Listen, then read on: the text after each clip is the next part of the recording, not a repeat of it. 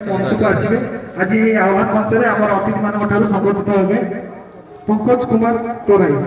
मंच को अनुरोध करी आम अभिभावक को मंच को आने आम अभिभावक कहबी आम अतिथि मान द्वारा से संबोधित हे आपण अनन्य कार्य अन्य प्रेरणार उत्स दुर्घटनाग्रस्त व्यक्तिशेष मान को आप देवदत्त सदस्य देवदत्त सुरक्षा बाहिनी सभापति भाव में आपत लोक जीवन बचाई से परिवार सदस्य मुहर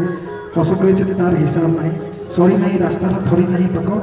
सड़क सुरक्षा क्षेत्र में आपण निज जीवन को उत्सर्ग और अंचल एक स्वतंत्र परिचय सृष्टि आपण कार्यदक्षता और आपण गण भर एक गढ़ कर आज आह्वान फाउंडेशन आनुकूल आयोजित स्वेच्छाकृत रक्तदान शिविर में आपण को युव समाज को सम्मानित कर गौरव मन कर महाप्रभु जगन्नाथ जगत जननी माँ सारला आपण को दीर्घ जीवन कामना कर गुणमंद आह्वान फाउंडेशन पंकज कुमार तराई आज आह्वान मंच संबोधित होती बर्तमान अनुरोध करी जेहेतु कार्य व्यस्तता अच्छा बसंत भाई से आमको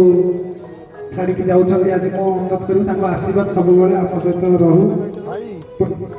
अतिथि मान अनुरोध करी से आसन ग्रहण करेंगे